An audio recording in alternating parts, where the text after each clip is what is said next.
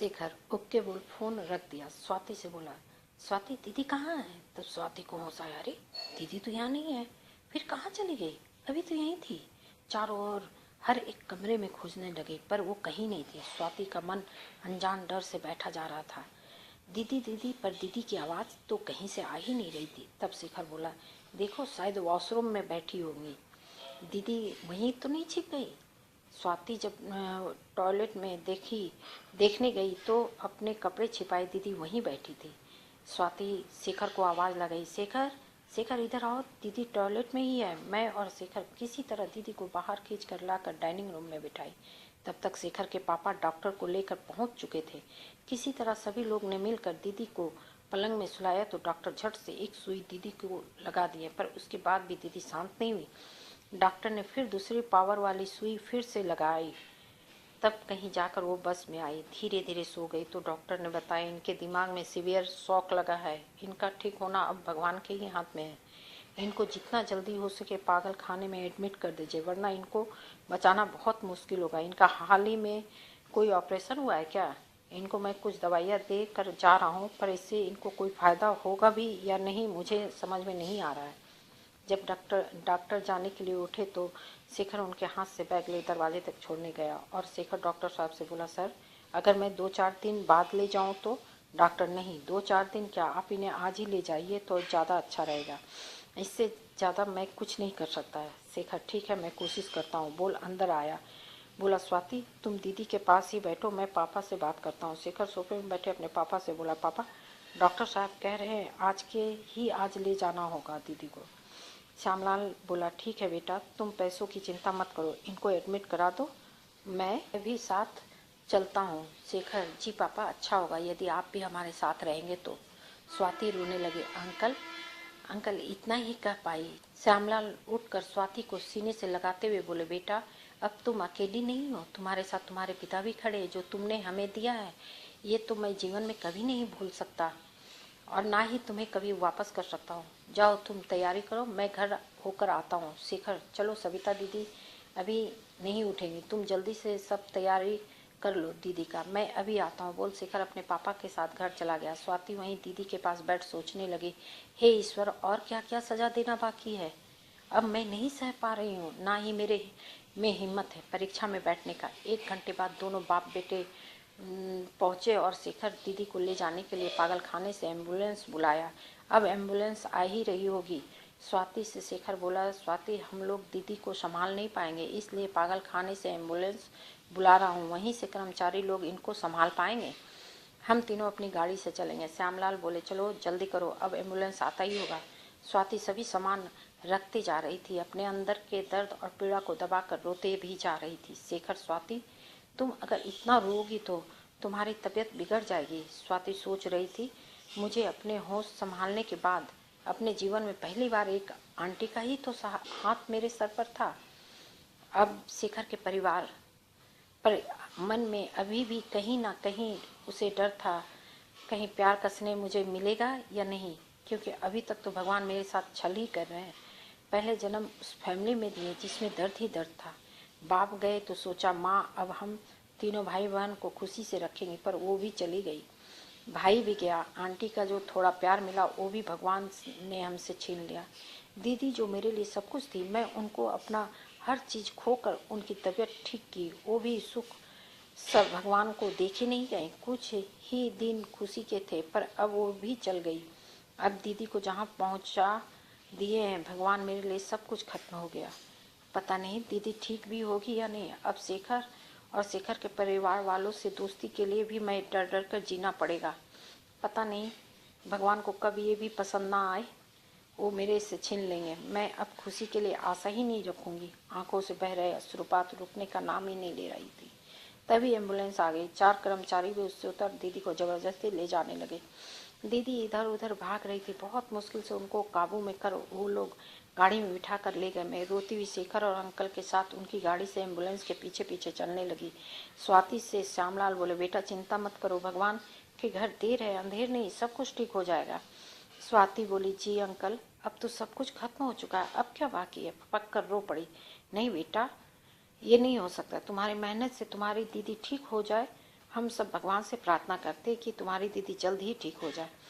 तुमने जो नेक काम किया सबके लिए, ये काम किसी की बस की नहीं होगी। मुझे शेखर ने सारी बातें बता दी, इसलिए तुम्हें अगर पढ़ाई करनी है तो इसका खर्च मैं उठाऊंगा। तुम्हें जितना पढ़ना है पढ़ सकती हो। स्वाति जी, वैसी बात नहीं है, मैं अपनी पढ़ाई का खर्च निकाल लूंगी। श्यामलाल, नहीं बेटा, अब तुम्हें ये सब करने की जरूरत नहीं है। तुम्हें किसी से एहसान नहीं लेना है तो ठीक है। जब तुम्हारी नौकरी अच्छी जगह लग जाएगी तो लौटा देना बस। स्वाति कुछ नहीं बोली, चुपचाप बाहर की ओर देखने लगी। शेखर गाड़ी चलाते हुए क्लास में स्वाति को देखा।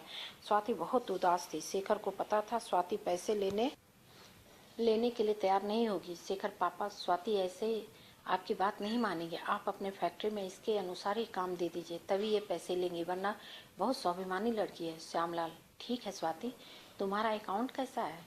जी बहुत अच्छा, मैं कर लूँगी। स्वाति के चेहरे में चमक देख शेखर के पिता और शेखर दोनों खुश हो गए।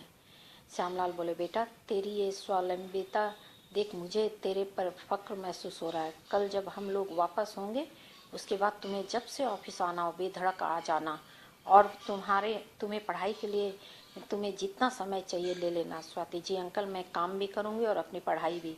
श्यामलाल जब स्वाति को घर छोड़ने आए तो जाते वक्त बोले, बेटा तुम्हें ऑफिस की गाड़ी आकर सुबह ले जाएगी और शाम को छोड़ जाएगी। कल सुबह 9:30 बजे तैयार रहना। स्वाति जी अंकल। श्यामलाल प्यार से स्वाति के सर पर हाथ फेर कर चले गए। जाते वक्त शेखर बोला, तुम अंदर से ठीक से दरवाज़ा बंद कर लेना, बेफिक्र होकर सोना। स्वाति, ओके, कल मुलाकात होगी ऑफिस में। और दोनों बाप बेटे वहाँ से चले गए। स्वाति भी ताला खोल कर घर के अंदर चली गई। खाने के लिए भी घर में कुछ नहीं था और घर भी काट खाने को दौड़ रहा है। उसकी आंखों में हर पल पानी आ रही थी। कुछ देर तो बैठे बैठे आंसू बहाती रही। जब थक गई तो उठकर नहाने चली गई। नहाने के बाद उसकी थकावट कुछ कम हुई। सीधे वह बेड पर चली गई, क्योंकि खाना तो बाहर से खाकर आई थी। सुबह उठी तो उसे एक अजीब तरह की ताजगी महसूस हो रही थी। सुबह जल्दी उठ अस्त व्यस्त घर को ठीक करने लगी, पर उसे खाना बनाने का मन नहीं कर रहा था। पेट में डालने के लिए कुछ तो खाना ही था। सुबह करीब 9:20 बजे तक ब्रेड और चाय खाने के बाद तैयार हो गई। गाड़ी का इंतजार कर रही थी, तभी गाड़ी के हॉर्न की आवाज़ आई। बाहर देखी तो ऑफिस के ड्रेस में एक लड़का खड़ा था जो गाड़ी के दरवाजे को खोल रखा था। मैं जल्दी से घर में ताला लगा ऑफिस जाने के लिए गाड़ी में बैठ गए। ऑफिस पहुंचने के बाद मुझे पता चला श्यामलाल का पूरा परिवार मेरे स्वागत में खड़ा है। मैं आश्चर्य से शेखर की तरफ देखी तो वो मुस्कुराते हुए पहले अपनी माँ से मिलवाया, फिर अपनी पत्नी से। बोला, ये मेरी माँ है और ये मेरी पत्नी वंदना। मैं झुककर शेखर की माँ का चरण स्पर्श की। उन्होंने मुझे उठाकर गले लगा लिया। बोली, भगवान तुम्हारी रक्षा करे बेटा, तुम बहुत खुश रहो। बोलते बोलते उनकी आंखों में पानी भर आई, आंखों से बहने लगी जो रुक ही नहीं रहे थे। बोली, बेटा मैं तुम्हारे शुक्रिया अदा कैसे करूँ, समझ में नहीं आ रहा है।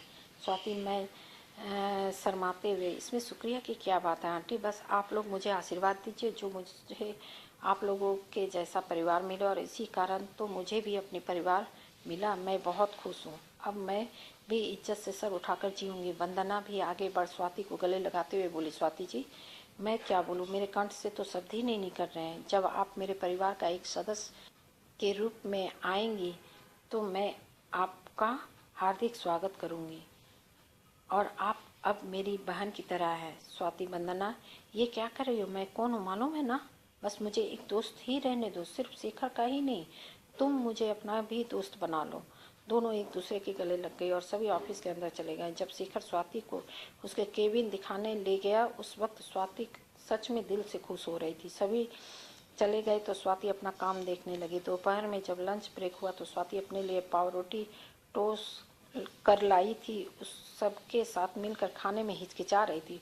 उसी बीच प्यून आकर बोला, आपको साहब अपने केबिन में बुला रहे हैं। स्वाति जब श्यामलाल के केबिन में गई तो श्यामलाल बोला, श्यामलाल आओ बेटा आओ, अब से तुम लंच हम लोगों के साथ करोगी रोजाना। स्वाति अपनी टिफिन बॉक्स छिपाते हुए बोली, जी अंकल जी, और धीरे से टिफिन बॉक्स बगल में रख स्वाति हाथ धोने वॉशिंग मशीन में गई। इधर शेखर को खुराफात सूझा। वह मजाक में उसका टिफिन बैग अपने पास रख लिया। स्वाति आते ही देखी कि उसका टिफिन बॉक्स अपनी जगह पर नहीं है। वह समझ गई कि यह शेखर की ही शरारत है। वो बिना कुछ बोले चुपचाप श्यामलाल के साथ लंच करने बैठ गई। शेखर, पापा मेरे पास भी खाना है, मैं वही खाऊंगा जो टिफिन बैग से निकाल कर टोस्ट खाने लगा। स्वाति शर्म से सर झुका ली तो सभी लोग हंसने लगे। स्वाति रोज ऑफिस से लौटते ही अपने लिए खाना बनाती और अपनी पढ़ाई में लग जाती। जब रात में भूख लगती तो वह खाना निकाल खाती और सो जाती। यही उसका जीवन का दिनचर्या हो गया। स्वाति कामनी मैं हर परीक्षा से पहले 20 दिन की छुट्टी ले लेती और दिन रात एक कर जमकर पढ़ाई करती। परीक्षा जैसे ही खत्म होता मैं ऑफिस ज्वाइन कर लेती। इसी तरह मैं आज यहाँ पहुँची हूँ। जानती हो कामनी, मैं उस जगह को क्यों छोड़ी? वहाँ मुझे हर लोग जानते थे और शेखर के परिवार वाले भी, और मेरी बचपन की कड़वी सभी यादें हमें जीने नहीं देती थी। इसलिए मैं अपना ट्रांसफ़र नासिक यहाँ करवा ली। कामनी, अच्छा ये बताओ स्वाति, शेखर का क्या हाल है? स्वाति बहुत ही अच्छा रहा। उसके 2 बच्चे हैं, एक लड़का और एक लड़की। दोनों ही मुझे बुआ कहकर पुकारते हैं। मैं अभी भी कभी कभी उन लोगों से मिलने जाती हूँ और कभी कभी शेखर और उसका परिवार भी मेरे घर आ जाया करते हैं। बस। कामनी उठ स्वाति को कस के भीजते हुए गले लगा ली। बोली, यार तुझसे दोस्ती करके मुझे अपने आप पर गर्व हो रहा है। सच स्वाति, मैं राजेश के जाने के बाद कमज़ोर असहाय अपने आप को समझ रही थी, पर तुझे देख मेरे में भी हिम्मत और सहन शक्ति मिली। अब मैं इस दुनिया का सामना खुद करूंगी और रेखा की शादी का खर्च, परिवार का खर्च खुद उठाने की पूरी कोशिश करूंगी। अब मुझे किसी बात का कोई डर नहीं। तुम्हारी जैसी सहेली पा कर अब मैं रेखा के लिए भी अच्छी नौकरी ढूंढूंगी। स्वाति, कामनी, तुम तो कह रही थी रेखा साइंस की पढ़ाई की है, उसे कैसे नौकरी मिलेगी? वो तो 2 साल मेडिकल कर चुकी है ना। क्यों ना तुम 2 साल और उसे पढ़ा लो, इससे डॉक्टर की प्रैक्टिस कराओ। पर एक बात कामनी, पहले तुम अपनी सास से भी पूछ लेना, वो नौकरी कराएंगे या डॉक्टरी? कामनी, स्वाति, मैं उसकी डॉक्टरी की पढ़ाई कहाँ से करवा पाऊंगी, क्योंकि ये तो बहुत ही महंगी पढ़ाई है। स्वाति, नहीं कामनी, तुम ये सब मत सोचो, मैं तुम्हारा साथ दूंगी और उसकी पढ़ाई पूरी कराऊंगी। चलो, अब बाजार भी हम लोग पहुँच गए, चलो बाजार कर लेते। गाड़ी से उतर स्वाति कपड़े की दुकान जाने लगी। कामनी, स्वाति क्या लेना है यहाँ से? यहाँ तो बच्चों के कपड़े मिलते हैं। स्वाति, हाँ कामनी, मैं बताई थी ना, मैं बच्चों के लिए ही कपड़े लेने आई हूँ। अरे हाँ, शंकर भैया के बच्चों के लिए ना, मैं तो भूल ही गई। एक बात बताऊँ स्वाति, तुम बहुत नेक काम कर रही हो। कामनी कुछ बाजार से सब्जियाँ खरीद ली। स्वाति कपड़े और बच्चे के लिए कुछ नाश्ता ले ली। हॉस्पिटल आ गई। कामनी, रेखा अब तुम्हें बाजार नहीं जाना पड़ेगा क्योंकि मैं आज सारी सब्जियाँ ले आई हूँ। रेखा, हाँ भाभी, मम्मी बहुत परेशान करती है, मुझे घर से बाहर निकलने ही नहीं देती, दिन भर मेरे आगे पीछे घूमती है, मना करने पर गुस्सा हो जाती। मम्मी को दिखाई भी नहीं पड़ता है ठीक से, कहीं ठोकर लग जाएगी तो मुझे हमेशा इसका डर लगा रहता है कि मम्मी कहीं गिर ना जाए। अगर गिर गई तो मैं कैसे संभालूंगी, समझ में नहीं आता। और मम्मी का दिमाग ठीक से काम भी नहीं कर रहा है जब से भैया इस दुनिया से गए हैं। स्वाति बोली, नहीं रेखा, इस उनका दोस्त नहीं है। जिनका जवान लड़का और वो भी इकलौता हो, वह माँ के आंखों के सामने इस दुनिया से चला जाए, उस माँ पर क्या बीतेगी, उसका दिमाग कितना काम करेगा। उनको तो इसका सदमा लगेगा ही ना। वो भी अपने माँ को सरवन जैसे पुत्र हो। स्वाति, हाँ रेखा, अब तुम जाओ, काफ़ी रात हो रही है। रेखा, हाँ भाभी, मम्मी भी घर में अकेले, मुझे अब जाना चाहिए। हाँ चली जा, पर सब्जी की थैली भी साथ लेती जा। मम्मी भी नयन को देखने के लिए आने की जिद कर रही थी, रेखा ने बताया। मैं भी नयन को देखूंगी, मेरा बच्चा कैसा है, पर मैं मम्मी को मना कर दी कि तुम अभी ठीक से चल नहीं पाओगी। अगर रास्ते में तुम गिर जाओगी तो मैं तुम्हें कैसे संभालूंगी। कामनी, हाँ ठीक की तुमने, मम्मी जी को साथ नहीं लाया, वरना ले जाना भी मुश्किल होता रात में। रेखा, जब तुम कल आओगी तो हम लोगों के लिए चाय और कुछ नाश्ता हो सके तो बनाकर ले आना। रेखा, जी भाभी, और रेखा चली गई। रेखा के जाने के बाद स्वाति कामनी से बोली, कामनी, कल तुम रेखा से जरूर पूछ लेना वो क्या करना चाहती है, पढ़ाई या नौकरी। खासकर घर जाकर अपनी सास से पूछ लेना। मैं रेखा के लिए कुछ अच्छे ढंग की नौकरी ढूंढती हूँ। कामनी, मैं ऑफिस के काम से 3-4 दिनों के लिए बाहर जा रही हूँ, जब वापस आऊँगी तो नयन को देखने तुम्हारे घर आऊँगी। कामनी, ठीक है, अब तुम भी थक गई हो और मैं भी, चलो अब हम लोग सोते हैं, कल तुम्हें ऑफिस भी जाना है। और दोनों सहेलियाँ कामनी और स्वाति सोने चली गई। सुबह जल्दी से उठकर स्वाति अपने घर के लिए निकल गई। घर पहुंची तो बुआ से बोली, बुआ एक गर्मा गर्म चाय पिला दो। आप चाय बनाओ, मैं फ्रेश होकर आती हूँ। स्वाति फ्रेश होकर जब बाहर आई तो बुआ से बोली, बुआ आप नाश्ता में क्या बनाई हो? बुआ बुरा सा मुँह बनाकर बोली, मुझे क्या पता तुम कब आओगी और कब नहीं आओगी, मैं भगवान थोड़ी हूँ ना जो तुम्हारे मन की बात जान लो। कम से कम खाना तो घर में खा लिया करो। सबके लिए तुम इतना मरती हो, सबकी मदद करती हो, तुम्हारे बारे में क्या कोई सोचता है? बुआ के गले में स्वाति हाथ डालते हुए बुआ को मनुहार करने लगी। बुआ, मेरी बुआ, इतनी गुस्सा क्यों करती हो? अभी 1 घंटा का टाइम है, तुम कुछ भी हल्का फुल्का बना लो, तब तक मैं चाय पीकर नहा के आ जाऊंगी। बुआ चिढ़ते हुए बोली, तुम्हें जल्दी थी तो फोन क्यों नहीं की? आने से पहले फोन कर देती तो मैं अच्छे से बढ़िया नाश्ता बना कर रख देती। छोड़ो ना बुआ, अब जो जल्दी में बन सकता है बना लो। बुआ, देखी स्वाति, सबका ध्यान रखने में अपनी सेहत का ध्यान रखना मत भूलना, वरना कोई तुम्हारा मदद नहीं करेगा। स्वाति हंसते हुए, मेरा ध्यान रखने के लिए तो आप हो ना बुआ, मुझे आपके रहते किसी बात की चिंता करने की जरूरत नहीं है। बुआ, आप समझोगी नहीं, ये बच्चे ही हमारे जीवन का सार है। बुआ, क्या जो अपने परिवार की तरह ही वो बच्चे तुम्हें उतना ही प्यार करेंगे जितना वो अपनी माँ को करेगा? स्वाति, बुआ, कृष्ण भगवान की भी तो 2 माएँ थी ना, एक जन्म देने वाली माँ देवकी और दूसरी पालने वाली माँ यशोदा। दोनों ही तो माँ का सुख मिला ना। पर कृष्ण भगवान यशोदा मैया को ही ज्यादा प्यार करते। वैसे ही भी बुआ, बच्चे कितने भी नालायक हो, कितने भी सही हो, वो सुख और दुख अपने अपने नसीब से मिलते हैं। कितने माओं को तो अपने कोख से जने बच्चे ही दुख देते। तो अगर ये लोग नहीं करेंगे तो कोई आश्चर्य वाली बात नहीं होगी, पर मैं उनके लिए अपना कर्तव्य निभाऊंगी जो हम लोगों के प्रति शंकर भैया निभाएं। मैं उनका ये एहसान मैं जिंदगी भर नहीं भुला पाऊंगी। स्वाति नाश्ता करके जल्दी जल्दी तैयार होकर हॉस्टल के लिए निकल पड़ी। जब हॉस्टल पहुंची और हॉस्टल कंपाउंड के अंदर गई, जाकर इधर उधर देख ही रही थी कि शंकर भैया का बेटा दीपक स्वाति का हाथ पकड़ लिया। मैडम, आप आ गई? स्वाति, क्या? बोलो बेटा, मैं तुम लोगों के लिए की बुआ हूँ ना। दीपक, जी बुआ। बुआ, आप आ गई हो? हम लोगों के लिए क्या लेकर आई हो? मेरे हाथ में लिए थैले को टटोलने लगा। तभी शंकर भैया की बेटी शालिनी भी दौड़ी दौड़ी आई। मैं भी लूंगी, मैं भी लूंगी, और प्यार से मेरे से लिपटने लगी। दोनों का बाल सुलभ हट मुझे उस वक्त बहुत भा रहा था। मैं उनके बचपन का भरपूर आनंद उठा रही थी। स्वाति बोली, बेटा, तुम लोग मुझे अपने रूम में नहीं ले चलोगे? दीपक, हाँ बुआ, चलिए। हम तीनों रूम में गए और वहाँ देख मैं अवाक रह गई। अरे, इतने छोटे छोटे बच्चे के कमरे अस्त व्यस्त थी, सारे सामान इधर उधर बिखरे पड़े थे। मैं बोली, दीपक, रूम साफ करने के लिए क्या कोई नहीं आता? दीपक, नहीं बुआ, आज तो कोई नहीं आया। मैं वार्डन को बुलाकर दिखाई, इनके कमरे क्यों इतने बिखरे हैं। वार्डन मैम, मैं अभी ठीक करवाती हूँ, बच्चे बिखेर दिए। क्या करूँ? स्वाति, अरे क्या करूँ? क्या मतलब? अभी मैं पूछती हूँ। इतने पैसे दिए जाते हैं किस लिए? कहाँ है प्रिंसिपल साहब? वार्डन हाथ जोड़ माफ़ी मांगने लगी। उसे पता नहीं था स्वाति कौन है। तब तक एक टीचर शाम में बच्चों का ट्यूशन लेने आई तो स्वाति को देखते ही, अरे मैडम, आप यहाँ क्यों खड़ी हैं? ऑफिस में चलिए ना, प्रिंसिपल साहब आपको यहाँ पर देखेंगे तो काफ़ी गुस्सा करेंगे।